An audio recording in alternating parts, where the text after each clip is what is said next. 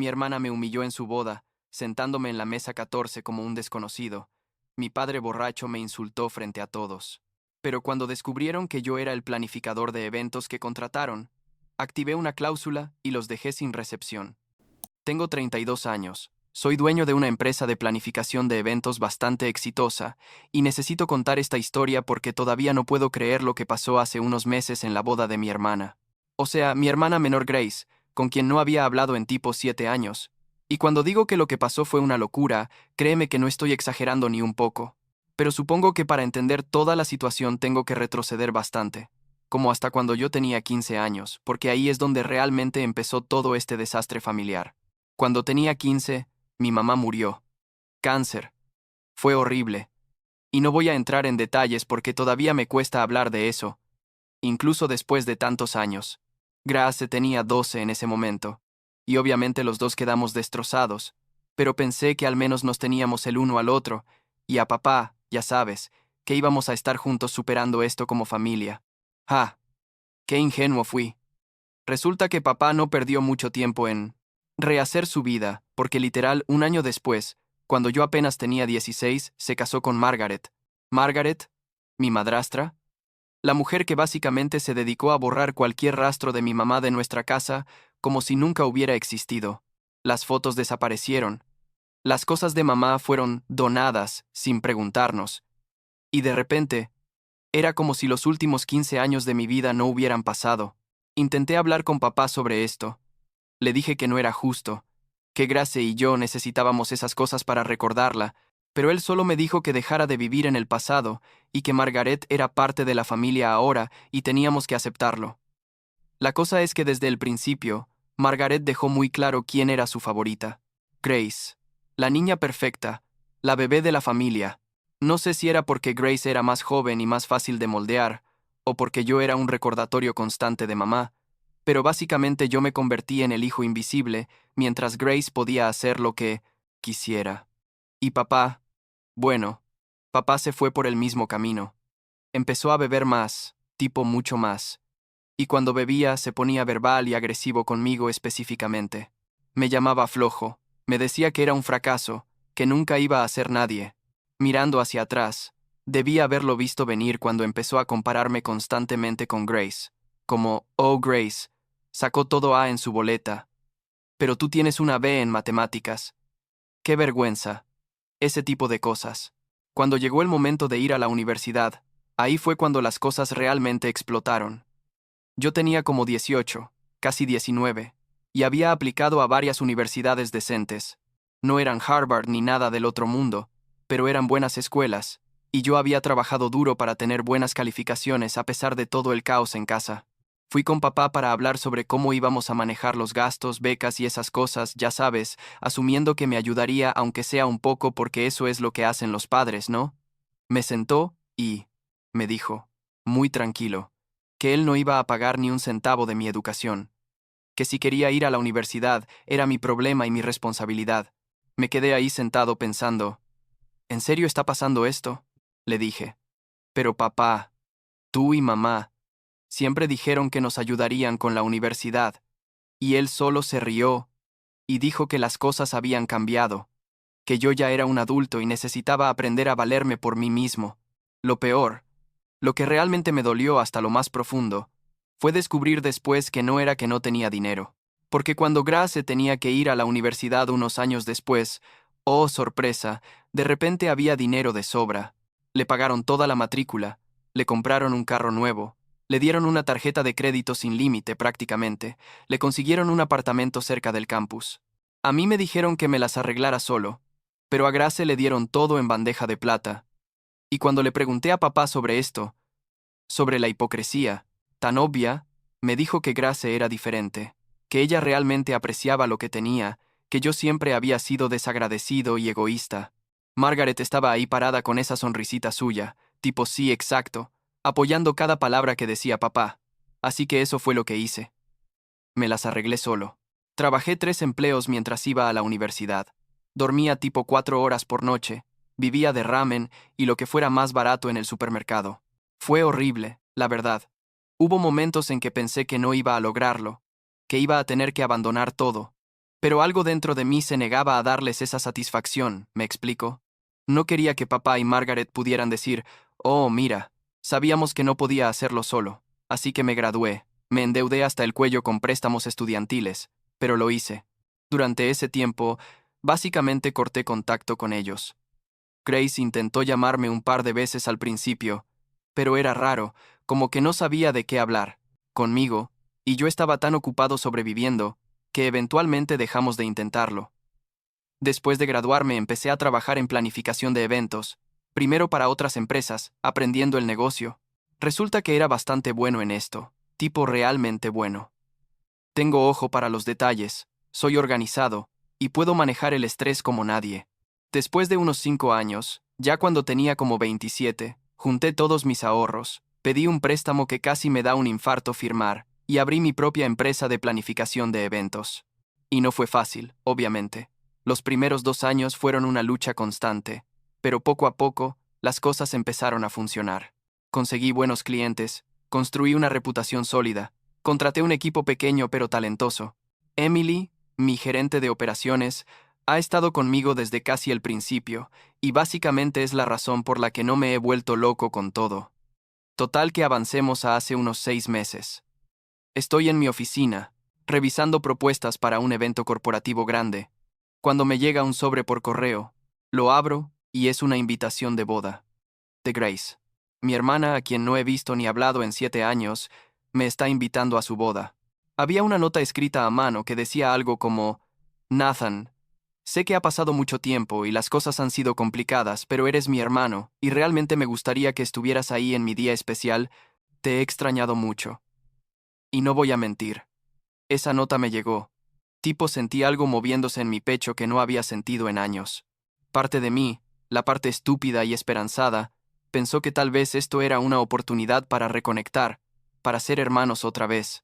Pero la otra parte de mí, la parte que había sido rechazada y humillada por años, estaba como, no sé si esto es buena idea. Estuve como una semana pensándolo. Hablé con Emily sobre esto porque ella conocía toda mi historia familiar, y finalmente decidí que iba a ir. No por papá o por Margaret, sino por Grace, porque en el fondo todavía la recordaba como mi hermanita que solía seguirme por toda la casa cuando éramos niños, antes de que mamá muriera y todo se fuera al demonio. Le respondí que sí iba a ir, y hasta le ofrecí, porque soy un idiota aparentemente, ayudar con la planificación del evento a un precio con descuento familiar. Era mi especialidad después de todo, y pensé que sería una forma linda de reconectar y mostrarle que había construido algo exitoso con mi vida. Grace, me respondió, unos días después diciendo que gracias, pero que Margaret ya había manejado todo y tenían todo bajo control con una empresa de eventos que habían contratado. Lo cual, está bien. No esperaba que aceptara mi oferta realmente, pero fue raro que no mencionara nada más. Tipo ni siquiera un, oh, qué cool que tengas tu propia empresa, o felicidades por tu éxito. Solo fue como, no gracias, ya tenemos quien lo haga. Debí haber visto la señal de alerta. Ahí. Pero bueno, seguí adelante con planes de ir a la boda. Llega el día de la boda, me pongo mi mejor traje, el que uso para eventos de clientes importantes y que me costó tipo una fortuna pero vale cada centavo, y manejo hasta el venue. Era un lugar bastante elegante, la verdad, en las afueras de la ciudad, con jardines lindos y todo eso. Llego a la recepción después de la ceremonia, porque el trabajo no me dejó llegar a tiempo para la ceremonia en sí, y busco mi lugar en las mesas. Y aquí viene lo primero que me hizo sentir como una mierda. Estoy en la mesa 14. Mesa 14, literal casi al fondo del salón. Con parientes que apenas conozco, tipo la prima segunda de no sé quién y su esposo. Los papás de Grace, o sea mi papá y Margaret, están en la mesa principal con los novios, obviamente. Y todas las mesas cercanas son para familia cercana y amigos importantes. Yo, el hermano, estoy prácticamente en el estacionamiento. Pero bueno, respiro profundo y me digo, no pasa nada, tal vez fue un error, tal vez no había más espacio cerca. Me siento en mi mesa, hago pequeña charla con los extraños que me rodean, y estoy ahí intentando no sentirme completamente fuera de lugar, cuando de repente siento una mano en mi hombro. Me volteo. Y es papá. Y por su cara y su forma de moverse puedo ver que ya está borracho. Son tipo las 7 de la noche, y el tipo ya está ebrio en la boda de su propia hija. Me dice, levantándose más de la cuenta. Nathan, qué sorpresa que vinieras. Pensé que estarías muy ocupado con tu negocito de fiestas infantiles, y lo dice con ese tono. ¿Sabes? Ese tono condescendiente que solía usar conmigo, cuando vivía en casa. Intento mantener la calma y le digo, hola papá, es bueno verte también, felicidades por la boda de Grace. Pero él no está ahí para charla educada, está ahí para humillarme aparentemente, porque continúa diciendo cosas como, Margaret me dijo que le ofreciste hacer la boda, imagínate, como si tú supieras algo. Sobre eventos de verdad. Esto requiere profesionales reales, no alguien que organiza cumpleaños y baby showers. Las personas en mi mesa están empezando a mirar incómodas, y yo puedo sentir mi cara poniéndose roja, esa mezcla de vergüenza y enojo subiendo por mi garganta.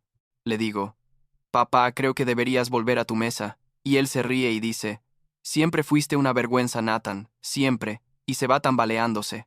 Me quedo ahí sentado intentando procesar lo que acaba de pasar, intentando decidir si debería simplemente irme, cuando aparece Margaret. Margaret con su vestido de madrastra de la novia, que probablemente costó más que mi renta de 3 meses, con esa sonrisa falsa que nunca llega a sus ojos. Se inclina y me dice, en voz suficientemente alta para que otros escuchen, Nathan, cariño, ese traje es alquilado, o es tuyo, porque se ve un poco, no sé, económico. Y luego continúa con, debe ser difícil para ti ver todo esto, considerando que tu negocito de fiestas probablemente nunca va a hacer eventos de esta escala. Pero no te preocupes. Estoy segura de que hay mercado para fiestas pequeñas y sencillas. Y ahí fue cuando algo en mí hizo clic. Estaba viendo las decoraciones alrededor del salón, la iluminación profesional, los centros de mesa elaborados, y algo me parecía familiar. Muy familiar. De hecho, demasiado familiar. Me disculpo de la mesa y camino hacia donde está el equipo técnico manejando las luces y el sonido, y cuando me acerco veo algo que hace que mi cerebro cortocircuite por un segundo. Veo a David, uno de mis técnicos de iluminación, ajustando un reflector. David me ve, y su cara se pone blanca, tipo literalmente blanca. Me dice, jefe, no sabía que ibas a estar aquí. Pensé que este era solo otro cliente. Resulta que la empresa de eventos profesional que Margaret había contratado para hacer la boda de Grace era mi empresa, mi propia maldita empresa. Habían reservado con el nombre completo de Grace y su novio, Benjamin creo que se llama. Y como el apellido de Grace ahora era diferente al mío, nadie en mi oficina había hecho la conexión. Emily había manejado el contrato directamente con Margaret, quien aparentemente nunca mencionó que la novia era mi hermana, y yo había estado tan ocupado con otros eventos que no había revisado este en específico. La ironía era tan absurda que casi me río ahí mismo. Aquí estaba Margaret burlándose de mi negocio de fiestas infantiles, cuando literalmente todo lo que estaba viendo, las luces hermosas, las decoraciones elegantes, el equipo de sonido profesional, era mi trabajo, mi empresa, mi equipo. Le digo a David que espere ahí. Camino de vuelta a donde dejé mi chaqueta, saco mi teléfono y llamo a Emily. Le explico la situación rápido.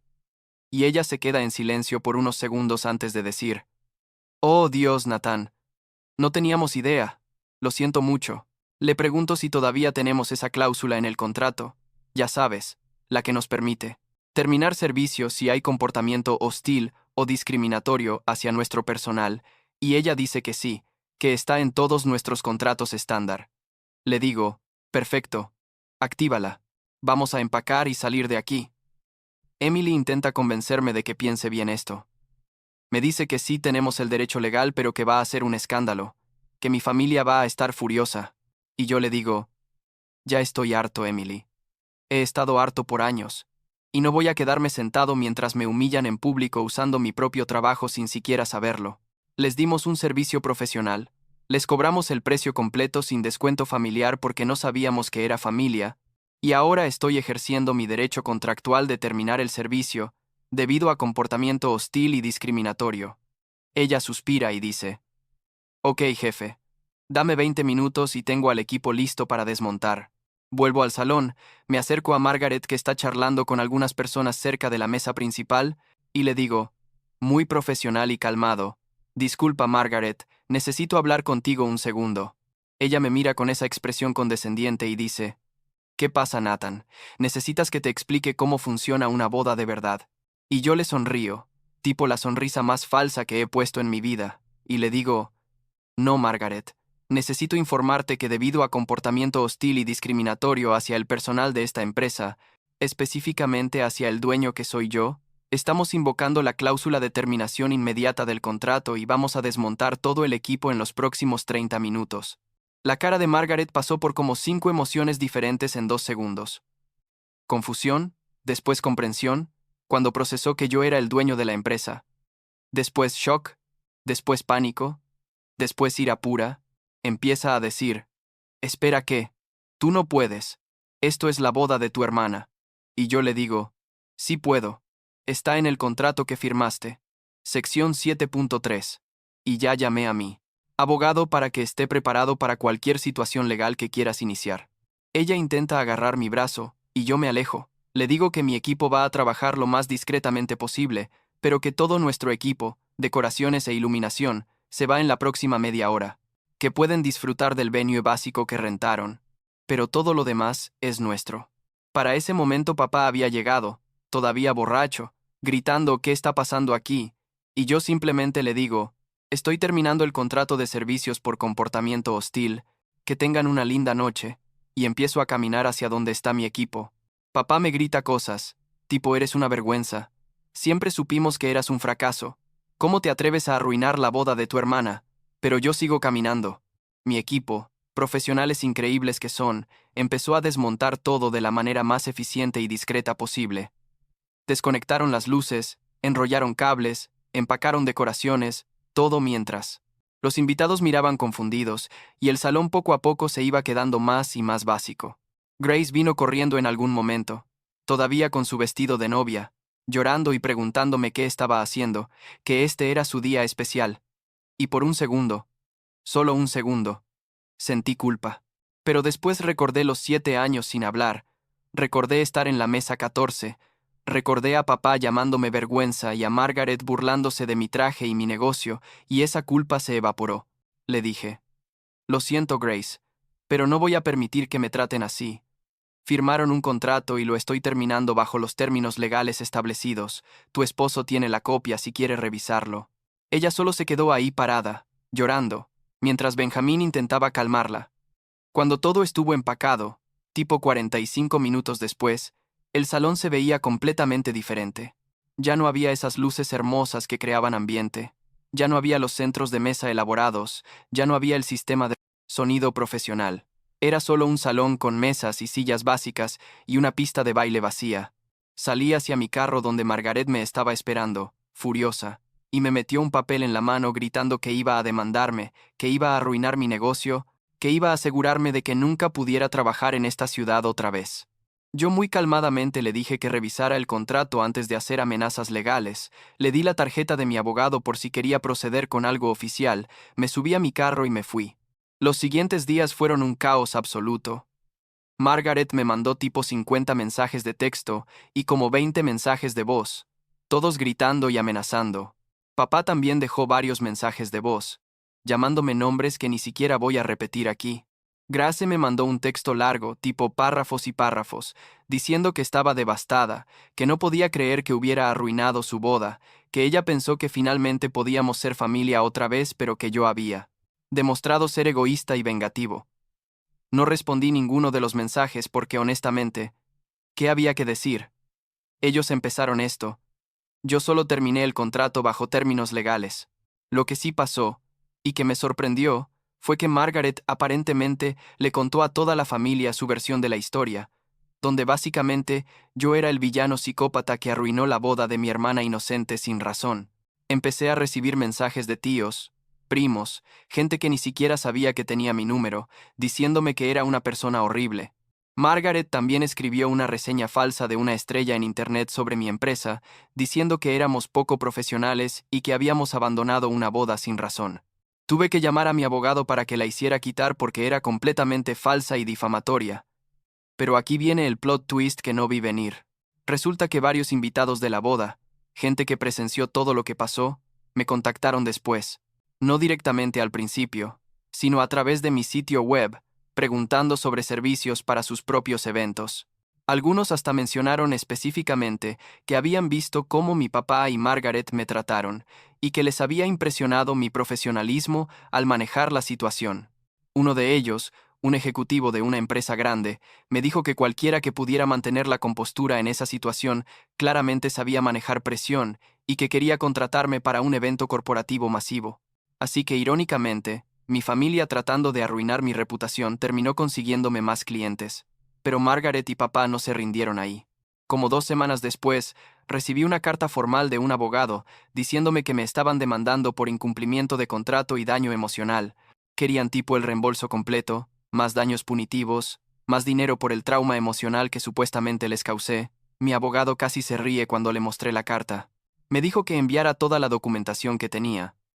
El contrato con la cláusula claramente marcada, los mensajes de texto de Margaret siendo hostil, el testimonio de mis empleados sobre el comportamiento de papá en el evento, y hasta conseguimos el video de las cámaras de seguridad del venue que mostraba a papá tambaleándose borracho y a Margaret hablándome de esa manera condescendiente.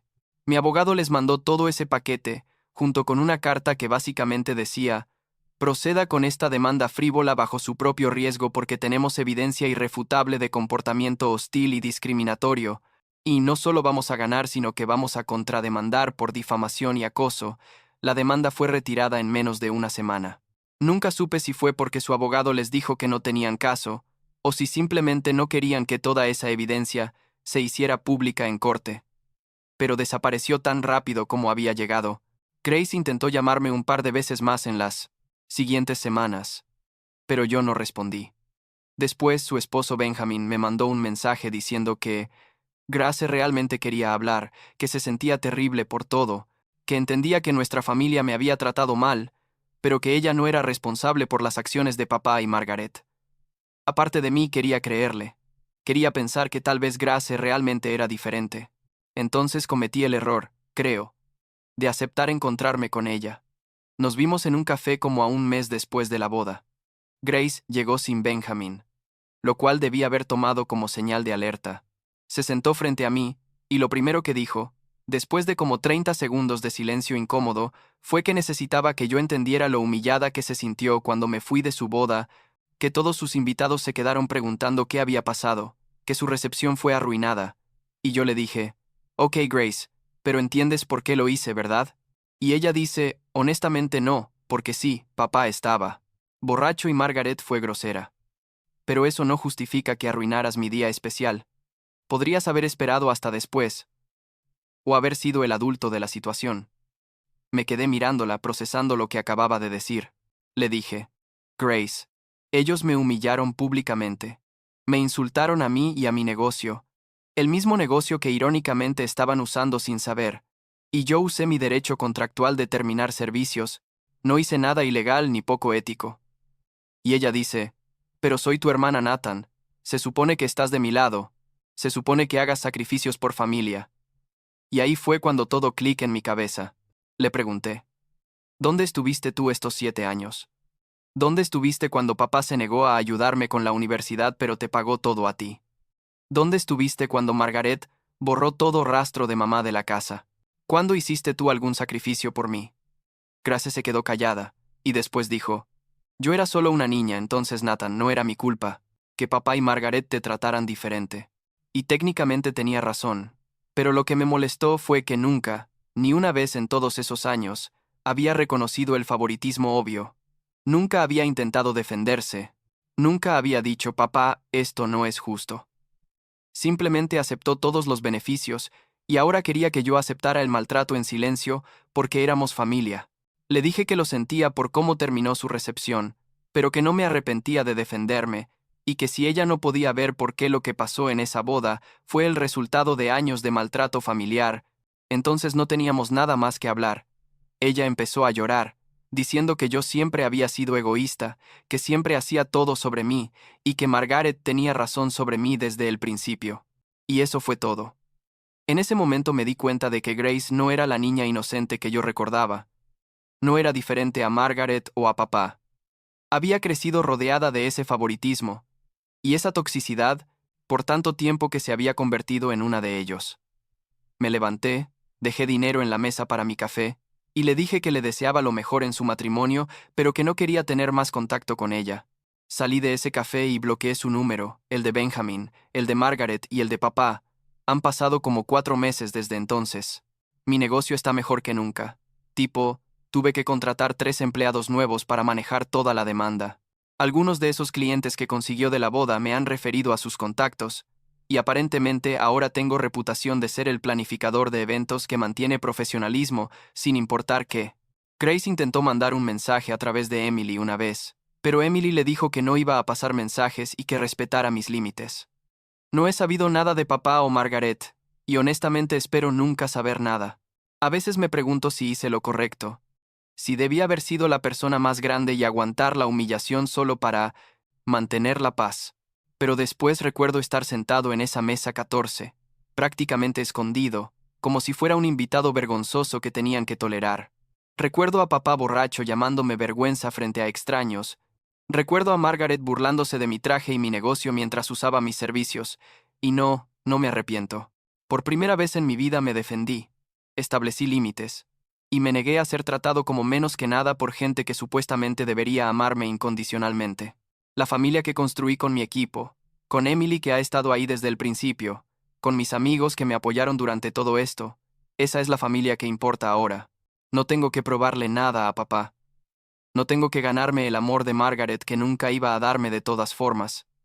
Y no tengo que sacrificar mi dignidad por Grace, quien claramente eligió su lado hace mucho tiempo. Estoy bien, mi negocio está prosperando, y por primera vez en años me siento realmente libre de toda esa toxicidad que me tenía atrapado.